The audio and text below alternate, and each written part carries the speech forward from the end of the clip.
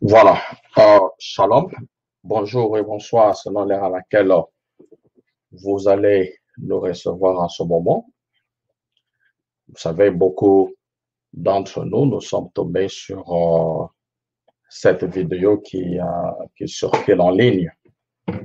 Et beaucoup de personnes se sont posées des questions.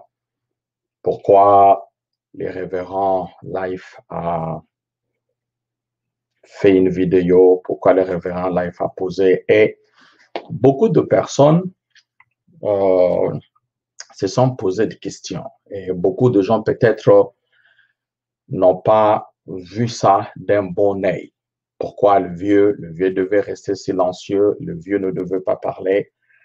Et moi et vous, peut-être ceux qui sont sur place, peut-être ceux qui sont sur place peuvent connaître beaucoup de choses, mais néanmoins, nous sommes arrivés à un moment où, lorsqu'il y a une fausse information sur vous, lorsqu'il y a une fausse information, il y a beaucoup de fake news.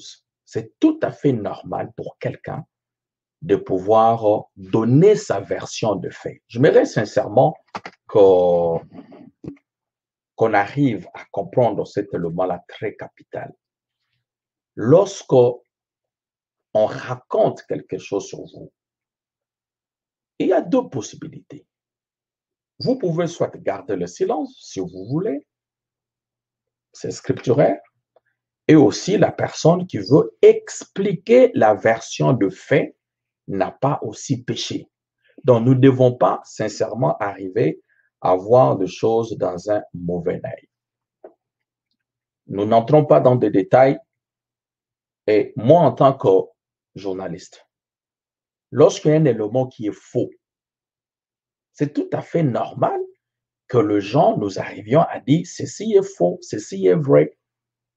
Vous savez que depuis longtemps, s'il y a un pasteur, il y a un chantre qui a été sévèrement minimisé, sévèrement critiqué à chaque fois, soit il prêche ou il fait un album ou je ne sais pas moi quoi, le révérend Life est l'un de ce pasteurs ou l'un de ce musicien.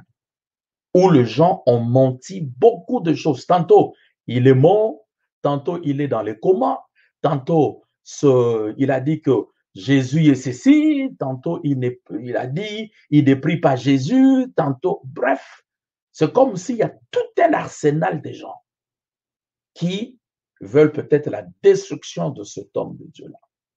Alors, lorsqu'il y a un problème qui est faux, c'est tout à fait normal. Le révérend Life, non simplement c'est un papa, c'est un père de famille, mais c'est aussi un pasteur qui a beaucoup d'enfants, beaucoup de fidèles.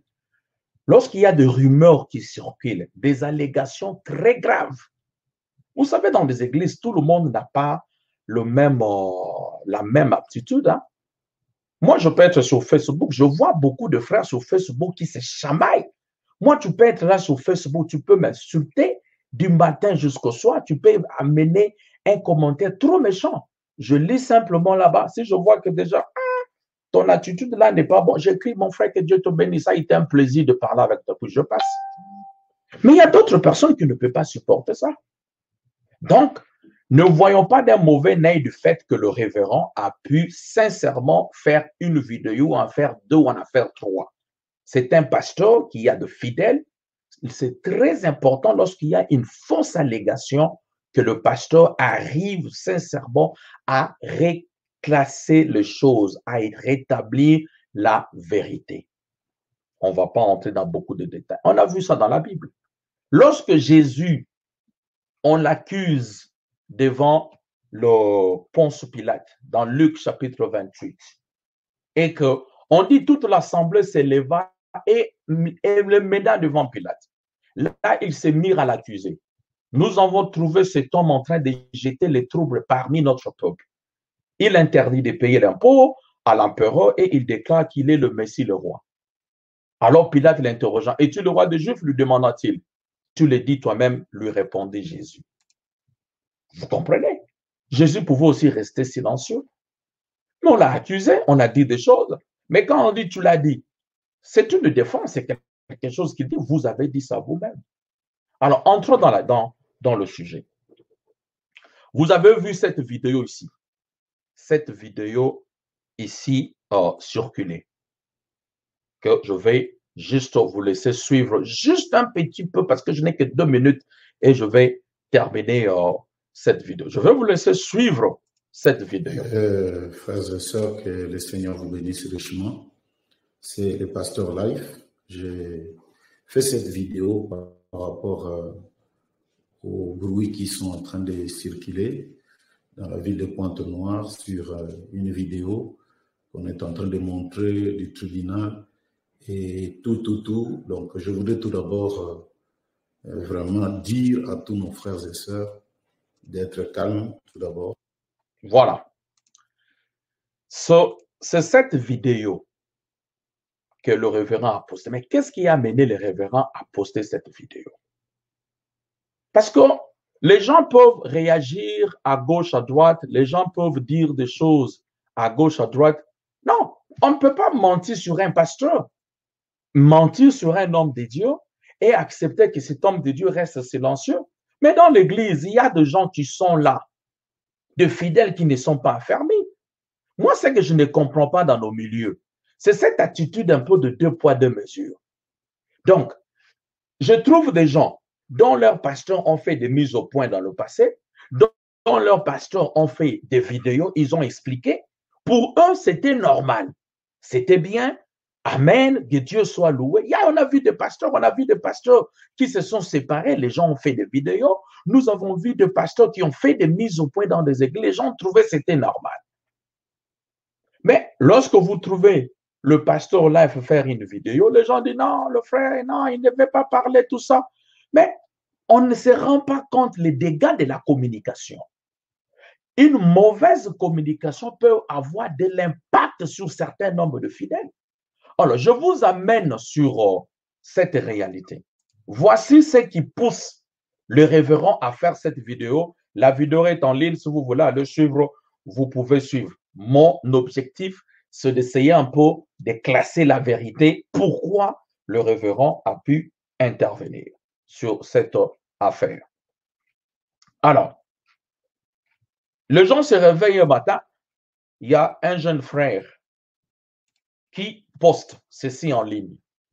Il s'appelle, vous pouvez voir, il poste ceci en ligne. Si vous tapez sur son compte Facebook, c'est Yannick Mongo. Selon le personne, il fit une ancienne brebis de Révérend Life. Voici ce que le frère dit. Scandale dans le message. Pasteur Simon Pierre Lifoko, pasteur des Rouges-Gorges Tabernacle, accusé de sorcellerie dans un tribunal traditionnel par la nommée Patricia, sœur que le pasteur Lifoko et son groupe utilisent dans le but de démolir l'église de Vision Tabernacle du frère Welcome.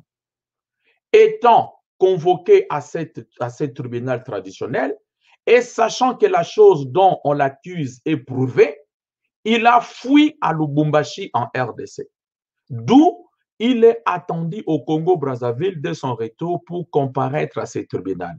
Ses agents sont Dimitri, Milandu, Eli, Fischel et Patricia. Pointe-Noire attend Lifoko qu'il se présente devant le tribunal établi par l'État comme le frère Welcome s'est présenté. Celui qui a l'or véritable n'a pas peur de preuve du feu. Voilà. On va essayer un peu d'enlever ça. Voilà, mesdames et messieurs, ce qui a amené les révérends là à réagir. Certes, quand le pasteur a dit, vous avez entendu du bruit, peut-être vous ne savez pas. Le jeune frère, là, Yannick, le bien-aimé, il a publié ces choses, disant que le vieux est accusé de la sorcellerie, le vieux a fui. Vous et moi, nous savons très bien que le révérend avait des réunions de réveil à Lubumbashi et qu'il est parti à Lubumbashi pour des réunions de réveil. Mais lorsque maintenant on publie une telle chose sur le net, sur un homme de Dieu, disant qu'il a fui, il est accusé de la sorcellerie et la chose dont on l'accuse, cette chose-là est prouvée, sachant ceci, cela, le vieux a fui. Mais dans l'Église, il y a des gens qui vont lire. Vous ne savez pas le pouvoir du net. Vous pouvez voir un post qui est là que personne n'a commenté. Vous ne savez pas combien de personnes ont lu cela. Vous ne savez pas combien de personnes ont fait la capture d'écran et ont partagé ça dans des réseaux fermés comme WhatsApp. C'était tout à fait normal au pasteur de pouvoir clarifier la chose dont la vidéo vous avez vue sur le net. Le révérend Life n'a pas fui. Le révérend Life est allé de l'autre côté pour des réunions de réveil. Lorsque je vois ça, je vais en ligne, je contacte le bien-aimé pour lui poser la question. Je dis, frère, je vois ceci sur votre poste. J'aimerais parler avec vous. Et je pose la question.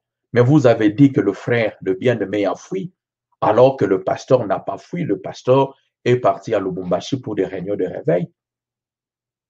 Le bien-aimé m'a dit, non, voilà, je ne veux pas commenter sur la chose parce que la chose est au tribunal. Les gens peuvent nous lire ou les gens du tribunal peuvent lire tout ce que nous postons. Mais néanmoins, sa décision et ma décision ne vont pas influencer le verdict de la chose. Par conséquent, je vous laisse suivre la vidéo du frère Welcome. C'est comme ça, le bien-aimé, il m'a envoyé le lien du frère, de la vidéo du frère Welcome. J'ai dit, bon, je vais écouter. Quand je vais terminer d'écouter, je reviendrai vers vous. J'ai écouté la vidéo et la vidéo que j'ai publiée. Et après, je suis revenu chez le frère pour lui poser la question. Malheureusement, le frère m'a bloqué.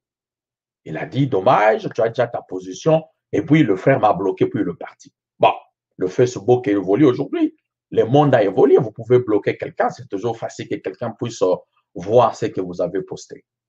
Donc, vous voyez? Donc, lorsqu'il y a une chose, c'est important de ne pas être ballotté. Prenez le temps de vérifier l'information. Prenez le temps de vérifier l'information et de comprendre. C'était dans ses droits, le révérend, de pouvoir clarifier la chose. Maintenant, quand il s'agit des problèmes entre le pasteur et son associé, toutes ces choses-là, on est en train de suivre ce que l'un et l'autre est en train de dire et nous avons déjà compris la majorité des choses. Je veux vous dire un élément. Lorsque c'est une sœur qui est allée se plaindre au tribunal, et selon ce qui est dit, c'est cette sœur qui est l'espion Waravo, c'est le pasteur Lave qui l'avait envoyé, soi-disant, dans l'église de son ancien associé, pour qu'il aille là-bas l'espionner, toutes ces choses-là. Et c'est cette même sœur qui va aller se plaindre au tribunal. Et lorsqu'il va aller se plaindre au tribunal, et non simplement au lieu d'aller se plaindre pour le révérend Life, la même sœur va encore aller accuser le frère à qui on l'avait envoyé pour aller espionner tout ça. Donc, quand vous mettez tous les points dedans, vous sentez déjà il y a beaucoup de choses qui ne clochent pas. On ne veut pas entrer dans le détail, mais on y reviendra. Donc, comprenez tout simplement, c'était normal pour le révérend de pouvoir sincèrement s'expliquer et donner sa version, expliquer non simplement à son église, mais aux gens qui pourraient lire cela. Donc, ne voyons pas de mauvais œil le fait que le révérend, sincèrement, a pu faire cette vidéo-là. Allez, au reste, que Dieu vous bénisse. Ayons la paix, la réconciliation. Ce qui est important, que les hommes de Dieu se rencontrent, l'autre puisse voir son ami ou son collègue qui se retrouve dans une église ou quelque part, qu'il puisse résoudre ce qu'il y a à résoudre. Bref, c'est à cause de ces postes-là que c'était normal que le révérend puisse intervenir. Au reste, shalom et que Dieu vous bénisse.